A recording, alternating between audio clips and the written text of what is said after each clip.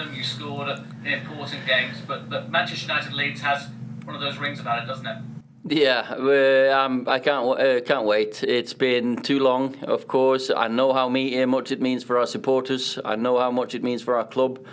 And the other bit is it's a different type of Leeds coming up with a coach that's really done a great job with them and will test us to the limit.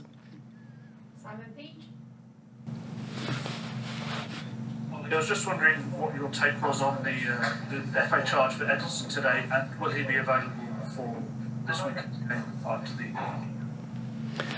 Well, of course, we have spoken to Edinson about it. He's apologized. He knows, we know it wasn't meant in a malicious way, and he's explained, and there's cultural differences there, and linguistic differences. So he's apologized. He hopes that mistake is not going to be costly, and he's still working on his fitness.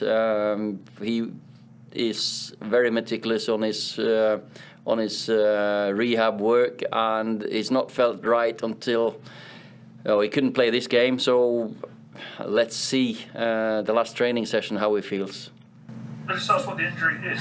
You described it as a niggle before. Yeah, there was a muscle injury that he felt in his groin. Hi Ole, I think Harry Maguire and Victor Lindelof started the last 9 Premier League games now. Is that becoming quite taxing on them? And also is Axel Tuanzebe injured again, seeing that he wasn't in the squad the last 2 games? Victor and Harry, they've been very consistent. Even I thought last season as well, they were excellent. Eric and Axel, they've had small injuries, and but they're available for us for Leeds, I hope. And let's see what we do. Obviously, Harry played the most minutes in European football last season, I think. And I think he's enjoying playing. Victor as well is maturing and growing and getting more and more used to the demands of the Premier League. So they've been very consistent. I'm very happy with them. And but they might come to a point that they've got to rest, of course. Yes, hi Ole. Just on Saturday for you marks 2 years in the job. How would you sum it up? And do you think that you're on course to get this club where you want to go and get it?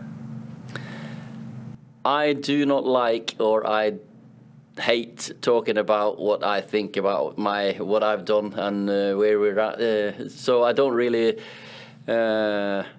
enjoy that bit of it. Looking back, I always look forward. I know there's a lot of work to be done still to get to the standard I want and the level I want. So that's what we're working on every single day. But I've really enjoyed them 2 years. Even though games like this make my hair turn even grayer very, very, very quickly. Hi Ole, just on Leeds, you played against them quite a few times. Can you recall what the hostility was like, either on the pitch or in the stands, because it's sort of such a famous rivalry between the 2 clubs? Well, there was fiery games. There was tackles flying in. There were players from both teams that were winners, and we had a few fights, of course. But Ellen Road wasn't the quietest place when we came off the coach walking into the stadium and when we were in the stadium, to put it that way.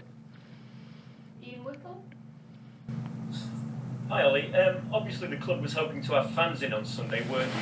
You even announced tickets, I think. How big a disappointment is that's been delayed again? And we've now got this situation, I think I'm right in saying, well, Liverpool and Everton, I think, are the only clubs in the Premier League who are allowed fans in. I mean, is that a bit of an imbalance? So how disappointed are you from a United point of view? And also, is that a concern that maybe there are rivals near you at the top getting a bit of an edge? This is a delicate question to answer, because we want fans into the stadiums. I can't see why we should stop the fans coming into the stadium where it's possible. So that's it's such a difficult answer to give you. But I don't think there would be any problem for us at Old Trafford to host 2,000 or 4,000 as well. So it'd be we can't wait to get the fans in. So I don't want to stand here and say, well, it's not fair that they get the fans in, because of course it's an advantage for them, because everyone loves the support from their own club. So we'll just wait, and hopefully next time we'll be open. Ole, do you have a particularly fond memory that you can recall of facing Leeds United as a player? Yeah, many. One in particular? I enjoyed scoring 2 goals in a win at Old Trafford. At Ellen Road. I enjoyed a header. Backstick, I came on as a sub. Cross from Giggsy, I think, headed back to the other side, other post. It was 2 good teams back in the day. I have to say they were. I liked the build up to the games, and the quality they had, of course, tested us as a team as well. So loads of good memories. Okay, last question from Rob Dawson. Hi Ollie, I know you've spoken in the past about sorting out the home form. Is there a point where that becomes a mental issue rather than anything else, and that it's just down to the players, in one game to sort it out and then to move forward? I don't think it's a mental issue. It can't be, because there's no fans here, there's no fans there, and we should be more used to the pitch as well. So, and the circumstances, like the surroundings and the environment. So sometimes it's just down to fine margins. Who gets the first goal? How the opposition set up. Obviously today against Sheffield United, you've got 2 teams that want to play on the front foot, want to press, want to go forward, which creates space for us and space for them as well, to be honest. But then, and I think Sunday we'll also play against a team that will make it a hard game for you, but also maybe an open game, because the games I've seen from Leeds, they've been very entertaining.